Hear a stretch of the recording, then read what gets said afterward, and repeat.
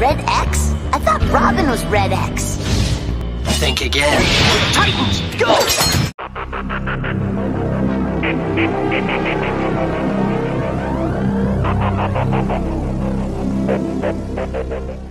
Teen Titans Academy has a simple premise.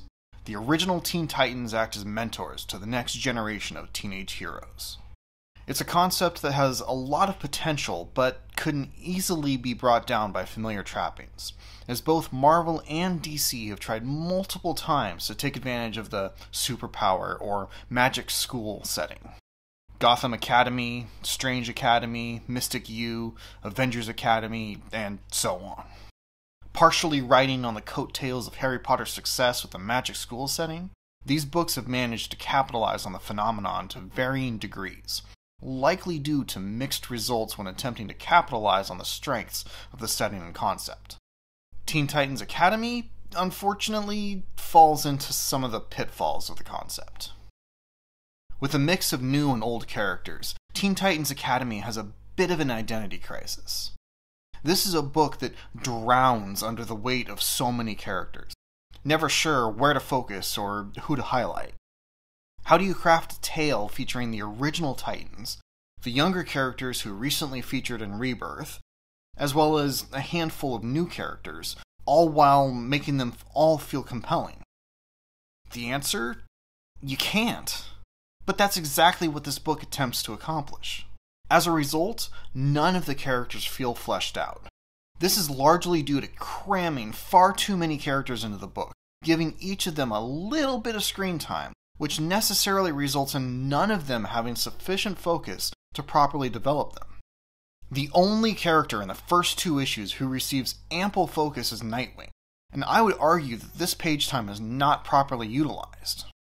I'll explain later how I feel the character could be better utilized in this book, but for now I will just say that Dick Grayson is presented decently enough, but he primarily serves as a vessel for the book's gimmick.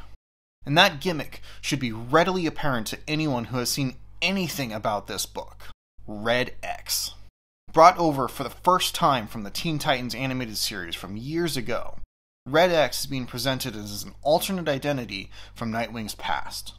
Naturally, there are questions of when this would have been, as this era of Nightwing has never been presented in the comics up until this point. But, thus far, the book isn't really concerned with that detail.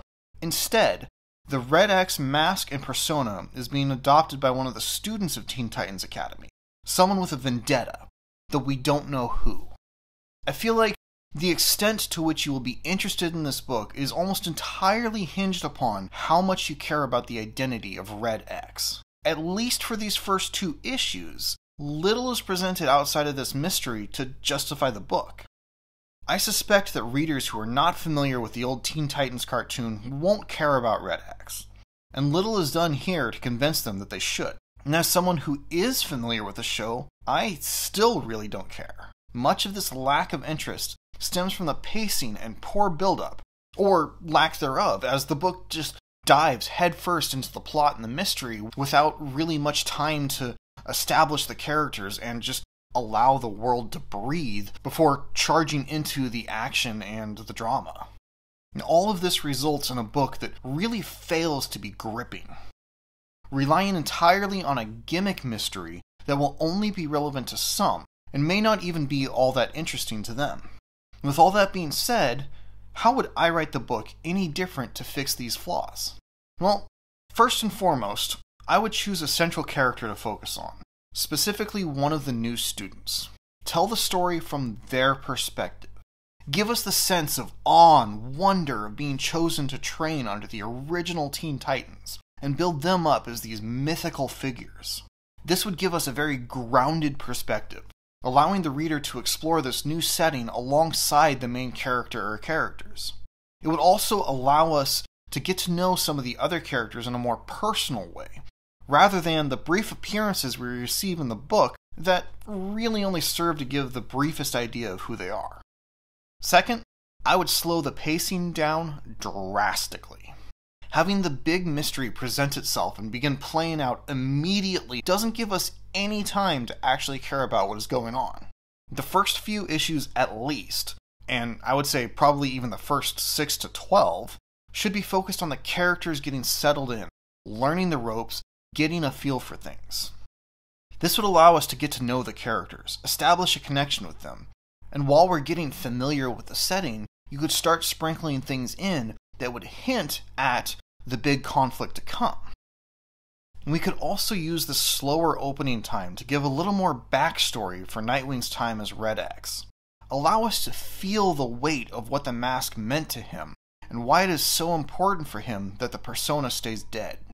If this is built out over several issues before finally having the reveal that someone has taken up the Red X mantle, then readers will actually care about it and understand the effect it has on Nightwing. As it is, we are introduced to the fact that Nightwing was once Red X after the reveal of the Red X, completely removing any weight the moment might have had. But if we had a significant build-up within the pages of the book, perhaps, say, in a series of lessons where Nightwing is teaching the students about how he transitioned from Robin to Nightwing and the mistakes that he made along the way, mistakes that would include Red X, then at that point, the appearance of the mask could have been a significant gut punch, even without any dialogue to accompany it. And speaking of Nightwing, that is another thing I would change. Don't have the older Titans be a focus of the book. At least, not as leading characters. Don't give us their perspective. Now, I understand the draw of the characters, and that DC wants to capitalize on the utilization of the classic Titans. But they can be just as significant if they aren't the ones telling the story, as is the case here. If we only saw the original Titans from the perspective of the students, then we can still have them maintain a significant presence within the book, but they could be treated with a sort of reverence that could play into the complicated themes I feel the book should have. And it's these themes that are probably the core of what I want from this book. The Teen Titans were originally sidekicks who wanted to branch out on their own, to not live in the shadows of their predecessors and their mentors. Dick Grayson gave up being Robin to become Nightwing and take on an identity of his own, and he decidedly did not want to become like Batman. This should play in heavily into the nature of Teen Titans Academy. Dick wants to do a better job as a mentor, to help raise up the next generation of young superheroes, not to follow in his footsteps, but rather to become their own heroes, to be the best they could possibly be. This should play into how Dick plays the headmaster role, as he struggles with the balance of guiding them and helping them make decisions for themselves. Add to that the complications of the previous Teen Titans before Dark Knight's death metal, where Damian Wayne held villains prisoner and manipulated his teammates, the betrayal of one of their members, and so on. Teen Titans Academy should be framed as an answer to that to some degree, as well as an answer to Red X, an attempt to set things right and steer the young superheroes into a brighter future. This is a book that could explore a lot of complex themes. There is a lot of potential for developing young, upcoming heroes into strong, independent characters who know how to work with a team. This should be a breeding ground for new characters, as well as a way to highlight less utilized characters such as, say, Blue Beetle. We could, and I would argue should, have a very personal story that views the DCU through the eyes of an upcoming character filled with potential, in awe and wonder that they have an opportunity to participate. There are a lot of things that this book should be, but unfortunately, I feel like it fails on every account. Teen Titans Academy does have a lot of potential, but it is largely squandered by a bloated cast, a lack of focus, an uncomfortable breakneck speed, and an unearned emphasis on a lackluster mystery. A slow, well-built mystery is far more interesting than rushing into action and simply leaving the reader without answers to simple questions. Whereas, with most books, I wind up suggesting you read it and find out for yourself how you feel. With this book, I can confidently say that it is not worth your time. Hopefully the creative team learns from their mistakes and can improve in the future, but I don't really expect that to be the case. There is simply far too much that needs to improve before I would consider this worth trying again. Teen Titans Academy, unfortunately, just is not a good book.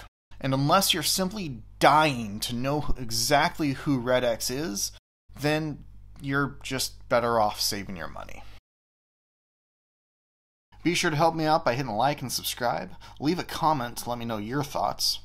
And until next time, this is Uncle Joel saying, stay tangible.